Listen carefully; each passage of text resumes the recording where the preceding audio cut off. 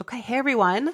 Welcome back to the Diet Diaries. Today's a guest episode. I don't do many of these anymore. So I'm super excited to have someone here that I think you guys will learn so much from. I'm here with Emma Jack, and she is a friend and a colleague. She's a physiotherapist. She's Canadian, which means she's a physical therapist. And Mhm. she's also a coach.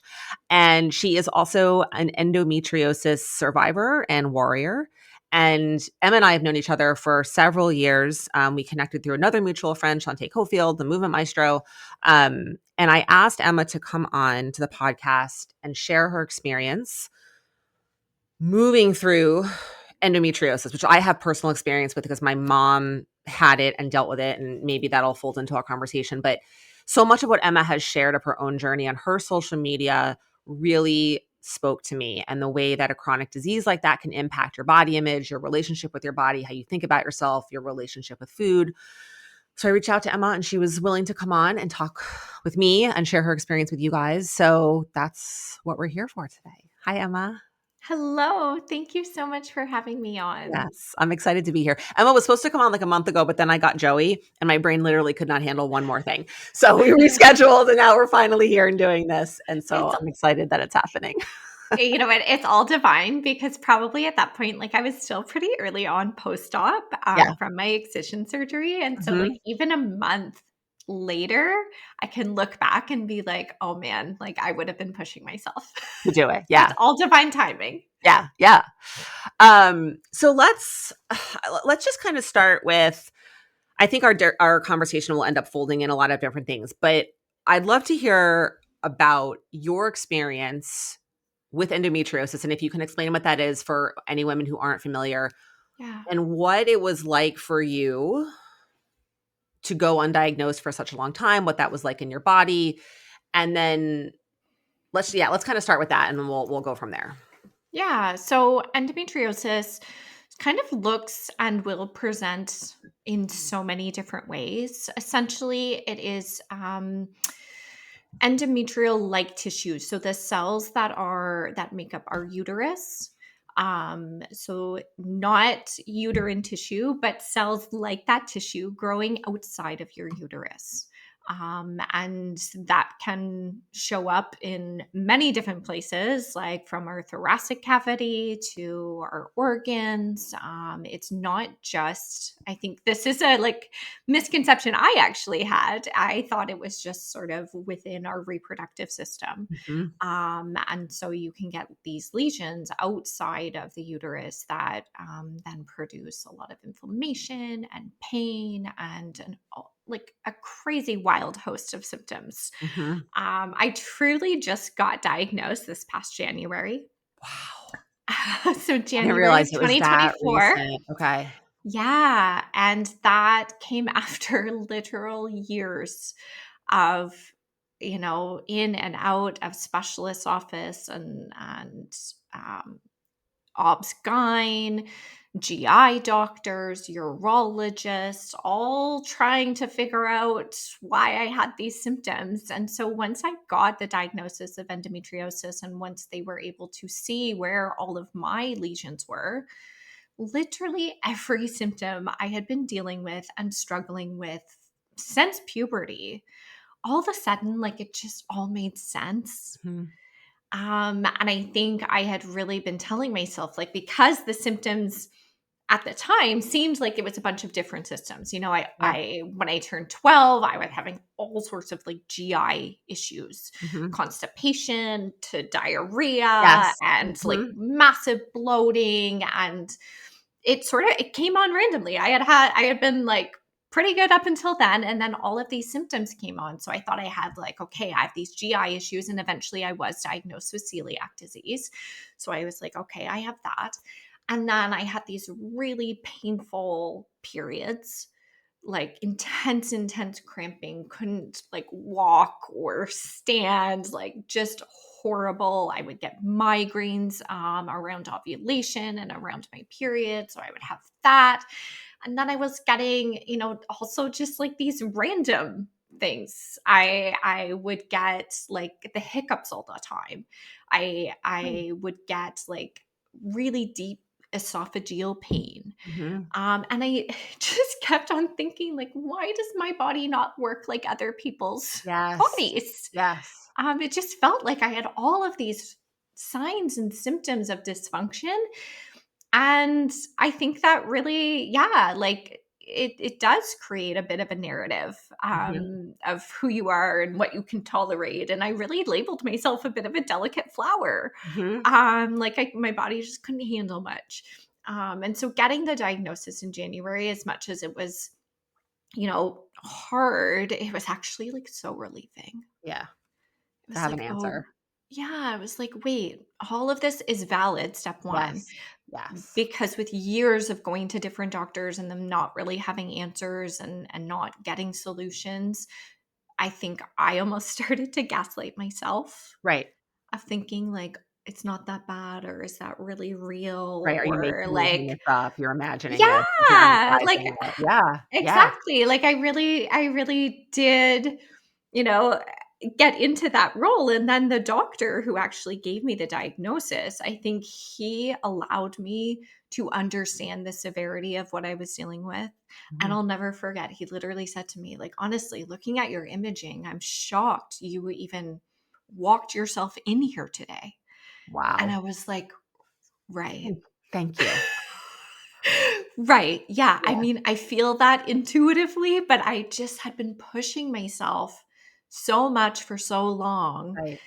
because they were like, we don't really find anything. I would get all of these tests and diagnostics. Man, the number of endoscopies and colonoscopies I have Mhm. had where they're like, looks pretty good.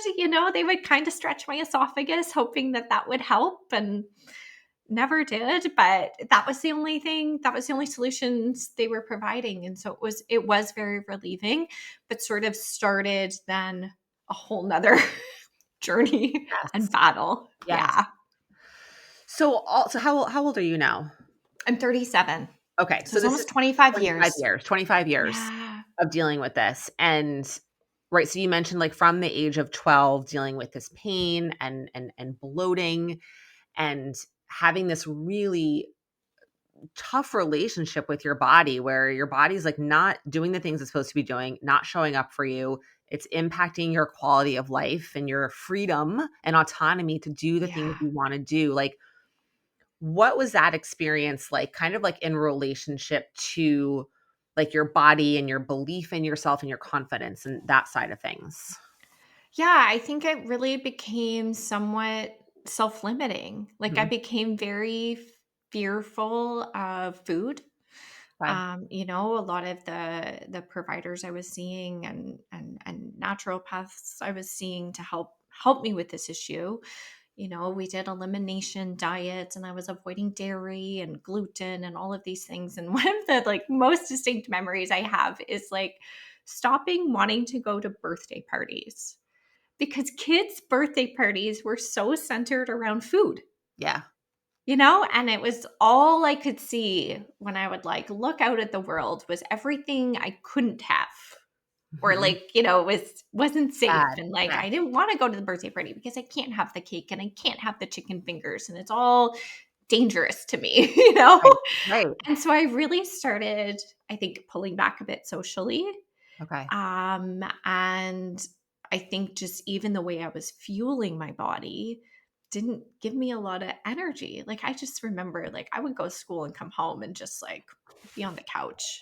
Be Like exhausted. there really wasn't a too much of a life. I grew up doing gymnastics and dance, so two Okay. very aesthetic Yes. focused Yes. sports. Okay. I do remember too, like having a sense of pride around like, well, I'm like not really eating that much. And like it is a time where your body changes a lot, but my Mhm. body didn't change a lot because I wasn't fueling a lot. Or Okay. I was fueling, but I was fueling with nuts and seeds and Right.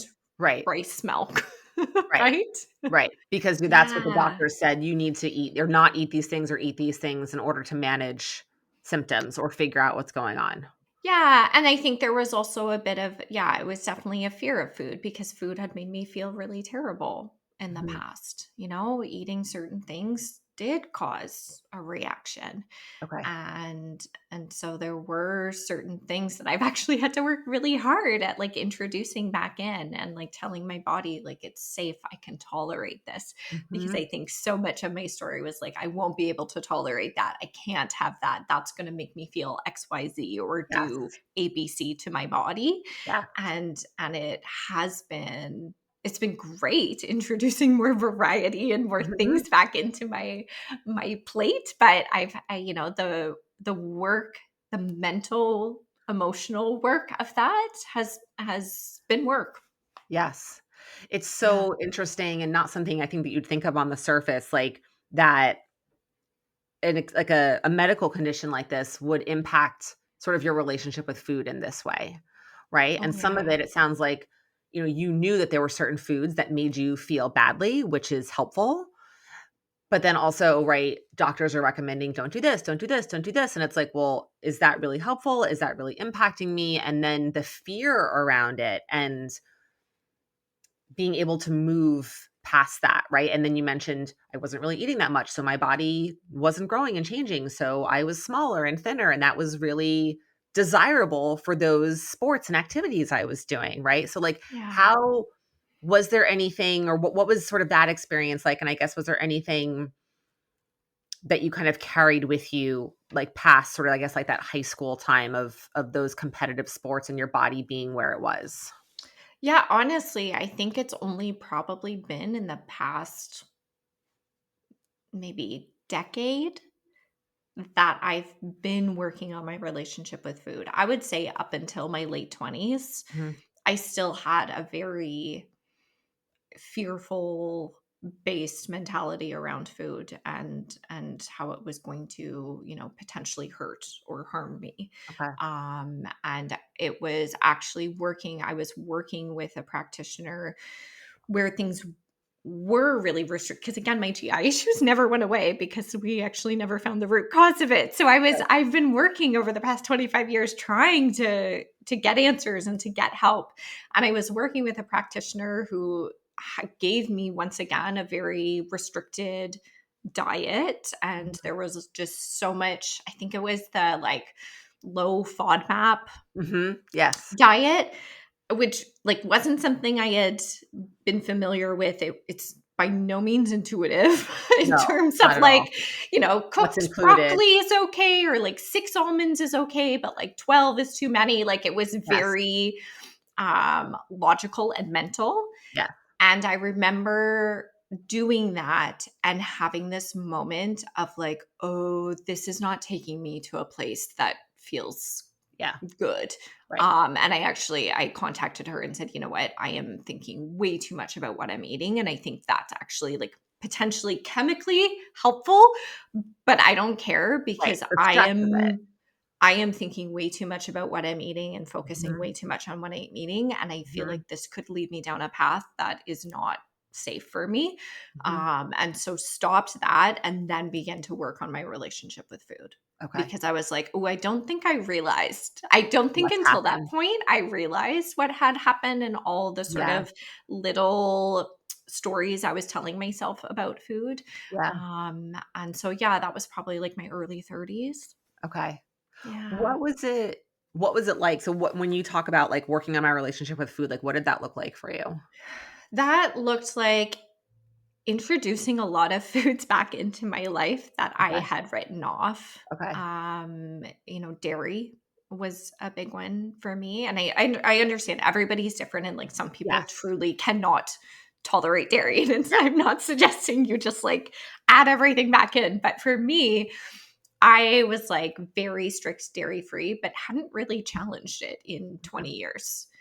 And notice like there still are I'm not convinced I would ever like just down a glass of milk. Mhm. But there are certain cheeses that are totally fine for me. There Mhm. are, you know, certain things that absolutely I could tolerate. So I started with like, you know, the more like um easier cheeses and did that for Mhm. a couple months and just like reintroduced it. And I think what happened for me in that process was I there is a deep social connection with food, Mhm.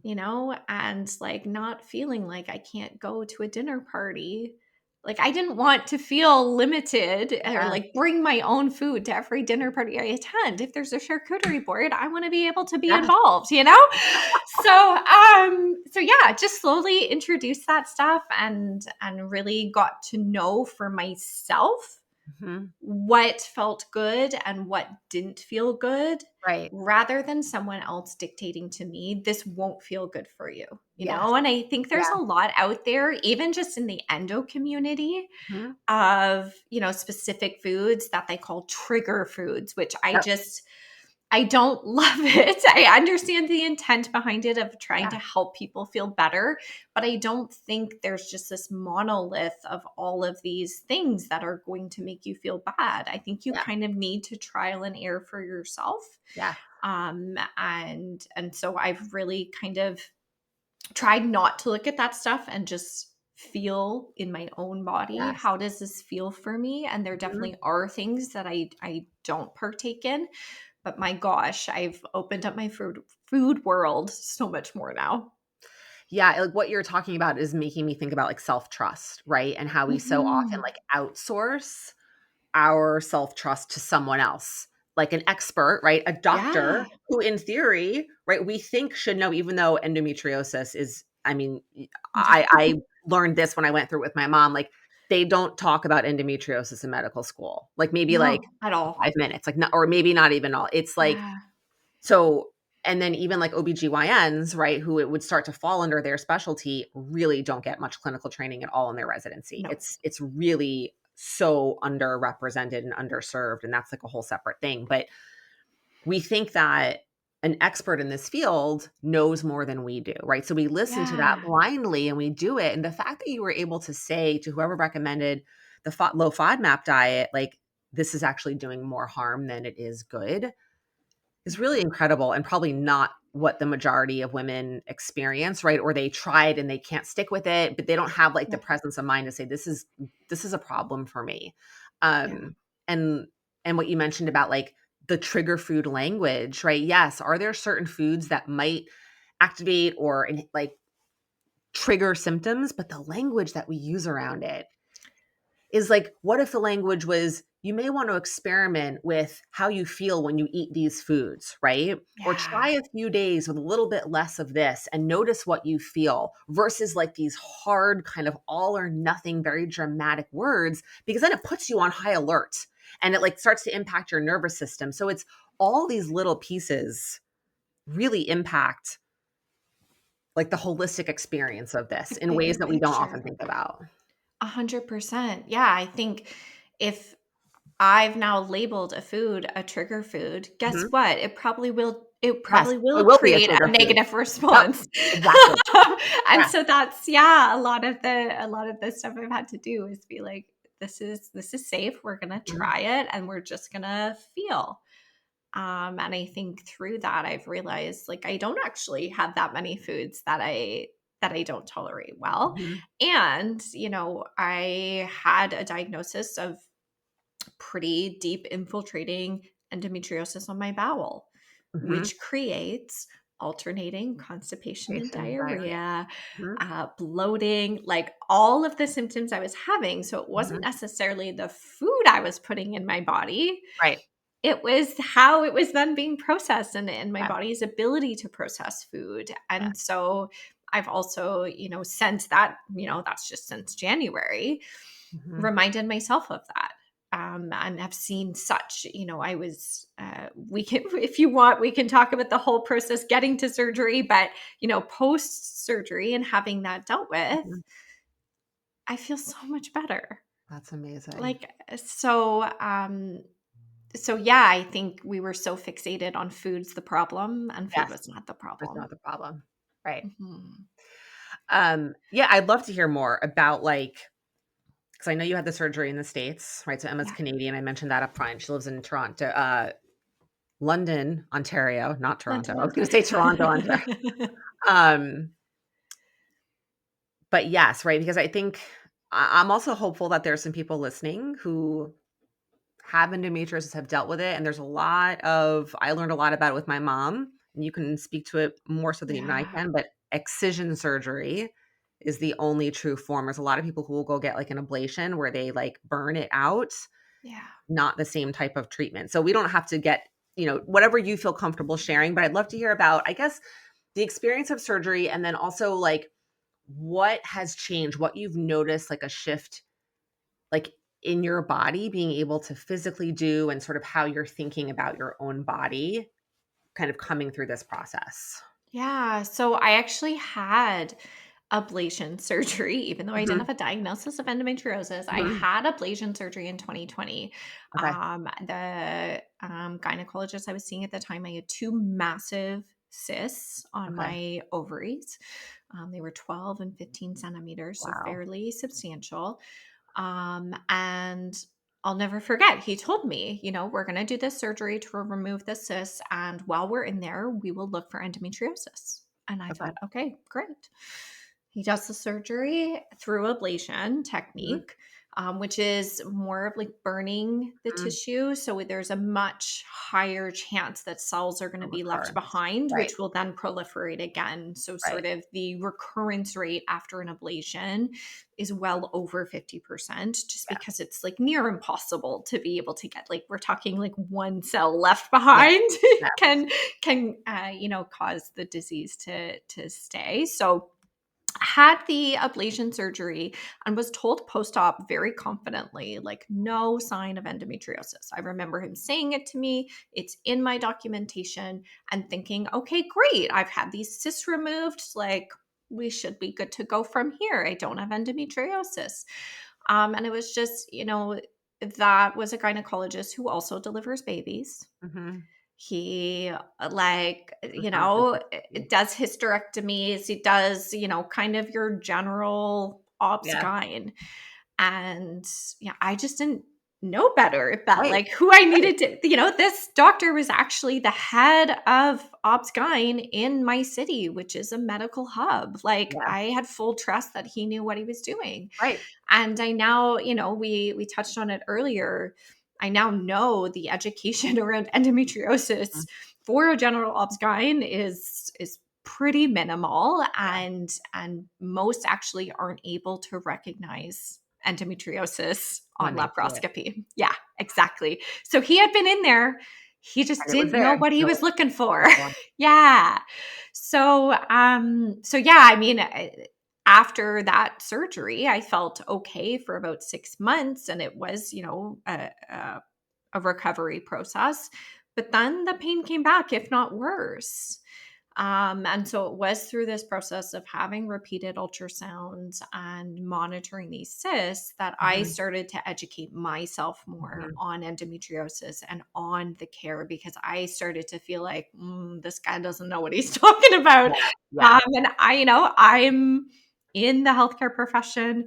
My husband is a physician. So we really took the reins on, like, okay, what needs to be happen, who do you Yeah. need to see, what's the, like, gold standard for diagnostic. And it's, I'm so grateful that we have the education and the ability to do that.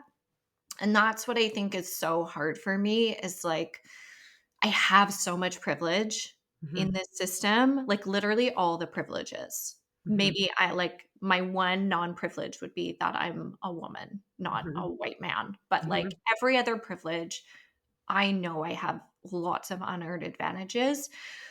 And this process was still impossibly hard for me.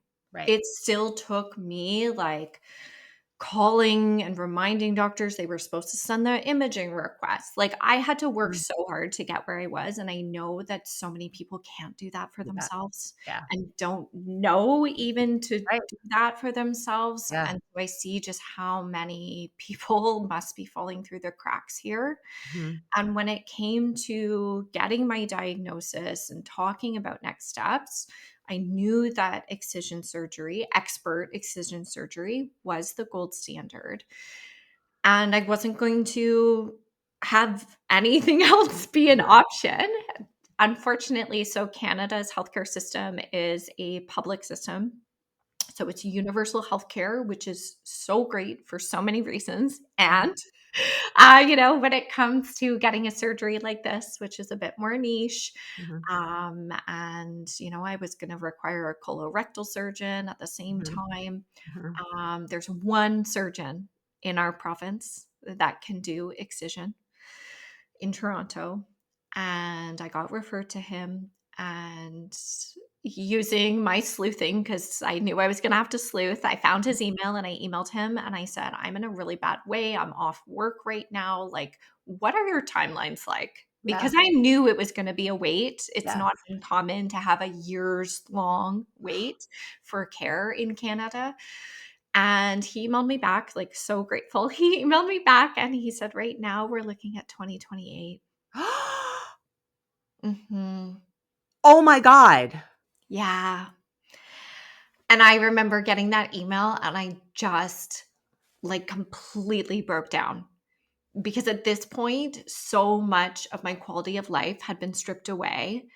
And I was thinking, okay, we've got the diagnosis, we're going to get surgery, then I'll feel better. And to know that that stick had been moved 4 years out, I was like, I can't do it. I can't wait that long. And that's really what had me start to look at other options. I'm like, I don't, I can't even speak. I was not expecting you to say Yeah. that. I was expecting you to say more than a year, not Yeah, 4 4 years. years. 4 years to That's like get the care you need. that's because there's such a backlog of patients? There's a backlog, and he's the person that is sent these quote unquote complex cases of endometriosis, and it's like, no, like, this is just endometriosis. Right, It will be on your bowel and it can be on your bladder, like, right. it will be in The all of these standard places. endometriosis, yes. And if, I think it's sort of seen as, oh, well, if it's just involving like your ovaries, like, anybody can do it. And like, if it gets Mhm. anything beyond that, like, we don't know what to do. It has to go to the specialist. So unfortunately, this trained excision expert is like bearing the load for the fact that we are not supporting this education. We're not Right, funding these right. fellowships to Yep, be able yep, to do these surgeries. yeah. And he's not even Canadian. He's come up from Brazil. Brazil is a massive hub of endometriosis care. They're leading the way by far. So he's from Brazil, but yeah, that was untenable to me. I could not fathom. I was already not able to work as a physical therapist. Your job is very physical, It's tough. and I could not do it. And I had so many days where I was having to cancel patients only to the day I rescheduled them feeling even worse. And Mhm. like, it just, so I went off work that way and I was just like, how do we do this? So I started looking at other options, and there are, still, I would say, like, we're talking handfuls Handfuls, yep, there's not many. of expert excision Yeah. surgeons in the US, but Mhm, lots of them are private, mhm, and so will accept international patients. And it was just such an interesting healthcare experience being somebody who's grown up in a public healthcare system. mhm. Like, I was floored. You can imagine, like, you were shocked by the 4 years. I was shocked. I would like call a surgeon's office and they would be like, can the doctor call you on Thursday? And I was like, "Oof, like this Thursday?" Yeah, It was just so crazy to me, like, yeah. how quickly I could access care. And so I interviewed and spoke with a few surgeons in the US. I spoke with a few surgeons. There's a center in Mexico that does it, and really just went with the surgeon that I felt most like competent and comfortable with personally, Mhm, and just personality. Like, I think mhm, the beautiful thing about private healthcare is you can sort of find your fit, mhm, just like you would like a therapist. I felt like mhm, I like found my fit in a surgeon. mhm. And so I traveled to Atlanta. There's a Center for Endometriosis Care in Atlanta. And Dr. Sinervo was the surgeon I initially spoke with. And I think I felt a connection to him because he's actually Canadian. Okay. So he's from Canada, did actually his training in my city at the university that my husband works at. And he chose to keep his practice in the US because he knew if he came back to Canada, he wasn't going to be able to practice the way he needed to. Yeah. Unfortunately, Dr. Sinervo had COVID the week of my surgery. And Oh so my I had, God. yeah, we were literally at the airport and the clinic called and said, oh, he has Oh, COVID. He's not going to be able to operate this week. So we flew to Atlanta, not knowing if I was going to get surgery, but luckily his colleague was able to take my case that week. okay. And Dr. Eugenio was amazing. So, did the pre-op the day before, met him the day before, felt so comfortable and confident in him. Was able to have the surgery the next day, stayed in Atlanta for about a week after, and then flew home. And yeah, I am so grateful. I knew immediately waking up from surgery, just like Something was different. yeah, something was different. That's I felt different. unbelievable. And like I understand I was pumped full of all sorts of things, but it was different than that. It wasn't just like, oh, I have anesthetic in me. It was just like, Yeah. wow, like actually my hip, my right hip, I thought I had a labral tear, so a tear of the Mhm. cartilage in my hip. Mhm.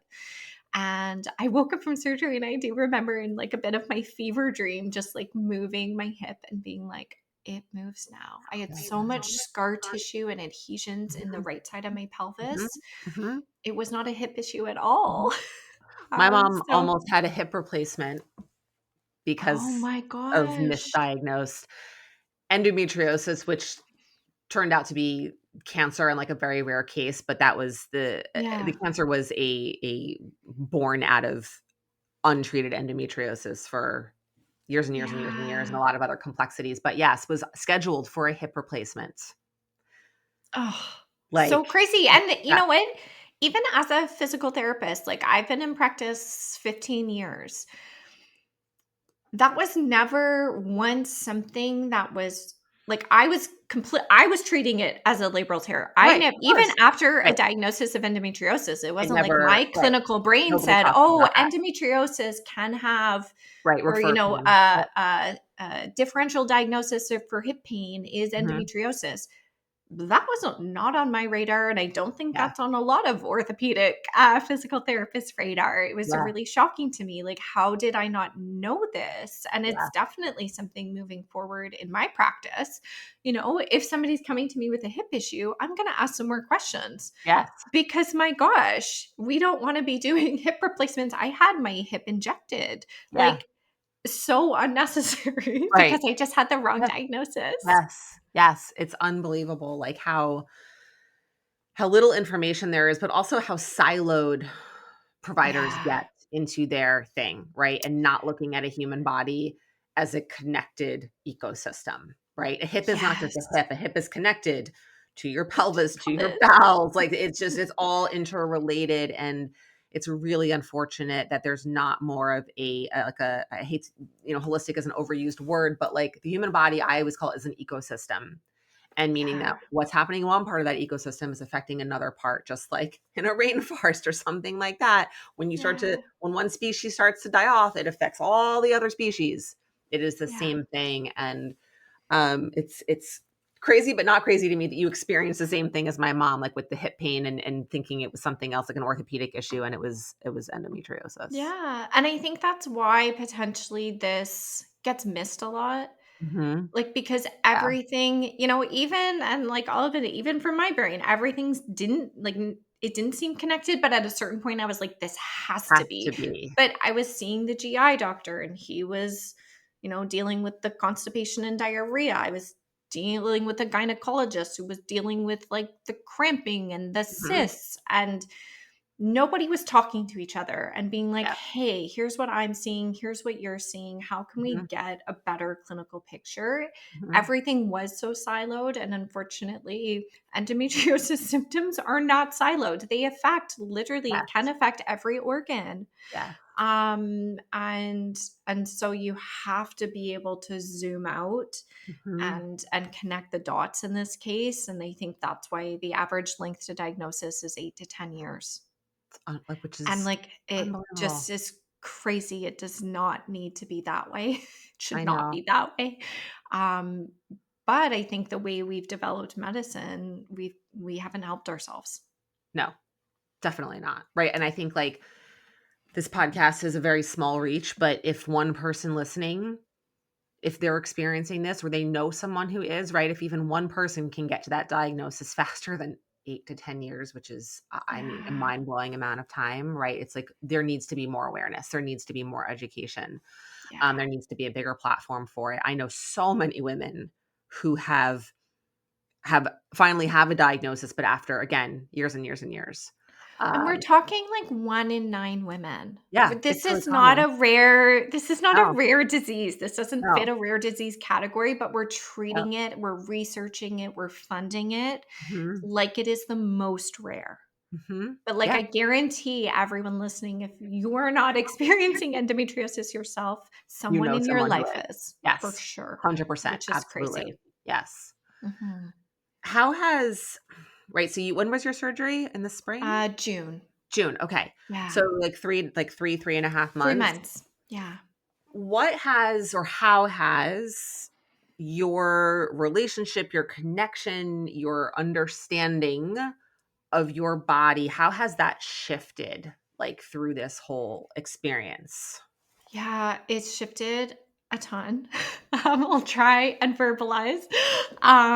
Just in terms of knowing that you had this tissue that was causing these issues. This tissue is now gone. That's the other thing about the US that I think is Mhm. wild is the surgeon literally handed me like a 6.5 hour video of my surgery as well as photos Mhm. to like Well, I've that definitely does not happen up here. okay. Um, and to know that that's been removed, I was kind of like, okay, like where like I have really worked on telling myself like my body can function as a body. It's Mhm. able to. I trust it. It Mhm. can. And yeah, I think I'm not giving myself kind of like that too sensitive, can't Mhm. tolerate anything story anymore. Yeah. I think I'm like, that's what was causing the issue. The issue Yes. is now gone. Yes. We can move forward. Yes. And I think that's really been so helpful. I am absolutely shocked. I've had 4 cycles since surgery. Wow. And I remember the first time I like it's the first time in my life I've been surprised getting my Your period, period because you didn't have because I didn't have all of these warning signs okay. of like Yeah. massive migraine the day before and diarrhea the day before. Yeah. I just like got my period and no cramps. I haven't had Wow. to use Advil. I haven't had to use Tylenol. I had a whole system. I had my cramp cream and my heating pad and like all of this stuff. Yeah. And now it's just sitting on the sidelines. Like I haven't needed it at all. And to think that even it's so kind of like normalized that Mhm. like and I understand Yeah. like there's varying degrees, but the degree to with which I wasn't able to stand up Mhm. around my cycle and a doctor to tell me like that's normal, like you're okay, you can deal with that, take painkillers as needed. Now I'm like, wait, it can just be like this. Right. You can Right. just get up in the morning and realize you have your period and Right. it's nothing more than that. Yeah. Like I'm just floored. So I feel like I'm developing a new relationship with my cycle as well. Because it was kind That of makes this sense. like black mark on my month, or honestly, black mark for 3 weeks of the Yes. month. Yeah. And now it's like, yeah, it's Like a no like a there's nothing to non-event. it. Yeah. Which I didn't even think, knowing I was getting the surgery, I didn't ever think that was possible still. And one outcome. Yeah. And it's Yeah. like 3 and a half months is not that long. It's like, who knows what other outcomes there are that you haven't even had a chance to experience yet, which is amazing. Yeah, I'm like, I actually just got back from a girls' weekend, which again, I was like so able to do. And, Mhm. I wouldn't have done that last year. Yeah. I would have been like, oh, that's around my cycle. I'm not going to be able to walk. I'm not going to be able to be social. So I went on this girlfriend's trip and they were joking with me because I pretty much wore like jeans and black jeans all weekend. Mhm. And they're like, why are you wearing jeans? Like, just be comfy. And I'm like, I haven't worn jeans Jeans. in decades. I've been Yeah. rocking high waisted leggings Yes. because Of all the like I was so yes. bloated and it was uncomfortable. And like Yes. even that, how I present to the world is different now. How I Yes. dress myself and how I express myself is different. And like Yes. it may seem, these things all might seem small, but they just have a massive impact on opening up my world. Totally. It's funny you bring that up. Not funny, but because I was thinking I wanted to ask you about that, right? Because you'd mentioned in a couple of different occasions around like the bloating, right? And I Yeah. know that that's a very common symptom. And what I was curious, and you just sort of touched on it there. What were some of like the appearance based impacts of this, right? Like when your stomach was bloated, did that impact you? Like not being able to wear the clothes you wanted to wear? Like what was that piece of it like? Yeah, I definitely started buying extra large sweatshirts. Mhm. I always just told myself like, "Oh, I'm going for like the oversized Like, look. look." Yeah. And luckily that has kind of been in style, but yeah, I was really kind of hiding my body because I never knew throughout the duration of a day. Like I would fluctuate close to 10 pounds around my cycle. Wow. And then there's like shame around it, Mhm. and so I think uh, I maybe again didn't notice as much. I think these things happen subtly over time. Mhm. Like I was dressing in a way that I was hiding myself because I Mhm. didn't feel it was acceptable to me or to society, Mhm. and that felt safe. And it's just so interesting now, like even the jeans thing, like I don't think I had conscious awareness That was happening. that that was happening, Yes. but now I definitely see that it was happening. Yes. Yeah. Yeah. So it's like, again, like all these unexpected outcomes, right? From going through this or going through the surgery and just the freedom and autonomy to exist without being controlled by the disease and also in some ways Yeah. controlled by like the medical care, which everyone has a good intent, right? Everyone is doing the Yeah. best they can with the information they have. And also like right intent versus impact, right? The intent of all those Right. practitioners was positive, but the impact was not. Was not. Um, Yeah. and there's a lot 100%. to reconcile around that.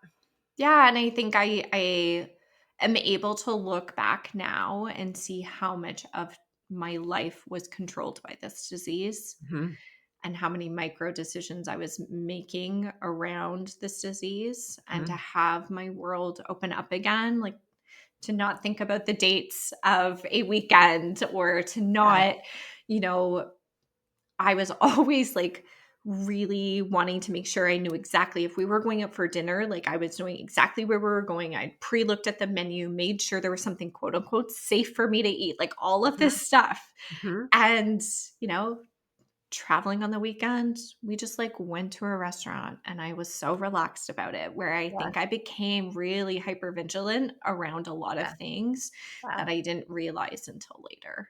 yeah. So the world has just like opened up for me and That's I am so amazing. grateful. I'm so happy for you. And I so appreciate you sharing your experience in such detail because to your point, 1 out of 9, there is someone listening Yeah. who is experiencing this, who has experienced it, who knows someone else. Um, and so just creating awareness around this for people to advocate for themselves and to know what Yeah. the signs and symptoms are and who to look for and what the real treatment is, right? Just even to have Yeah. the education around ablation versus excision Yeah. is huge. It's so important. So thank you so, so much. I mean, this is like a topic that's important to me personally because of my mom. Right. Um, and so I just really appreciate you, sharing as much as you shared and the context of all aspects of your life that it impacted. My greatest pleasure, because I feel like somebody else did this for me. Mhm. I listened to somebody in October of 2022. Okay. And I was like, oh my gosh, that's That's me. me. That's me. Right. And I just feel like the more we're able to share, the more we can empower each other. And I'm not saying it should be this way that we're having to like crowdsource I information and know, like, on a podcast. but, Yeah. that's Yeah. where we are right now. Yeah. And if, yeah, 100%, I always tell people like my DMs are open. My Instagram is at PressPlayPhysio. I love just connecting with people and supporting people and Yeah. will answer any other questions people have, Thank you. because I feel like that's kind of how I got to where I was because Yes. other people did this to me. And the Yes. endometriosis community is just incredible Yes. because we've all gone through so much. Yes.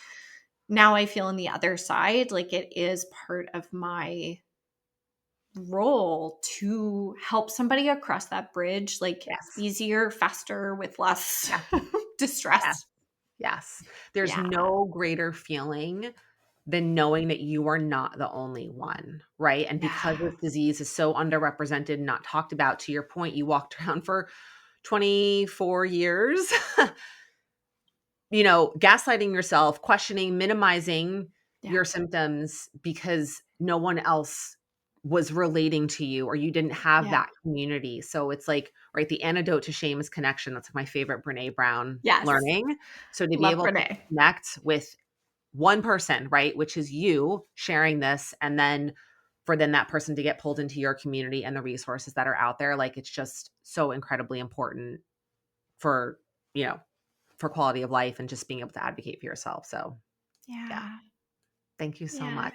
Thank you. I know you just shared your contact stuff. It'll be in the show notes also for anyone who wants to reach out to you or have questions. Emma's I'm an a open total book. open book. I'm a total nothing is TMI around here. Yeah. I've been through it Menstruation, all. diarrhea, all the stuff. Like I'm the same way. Yeah. Awesome. This has been great. I have learned a lot and I'm just so happy to have this as a resource for this community. So thank you so much. Oh, it's been my absolute pleasure.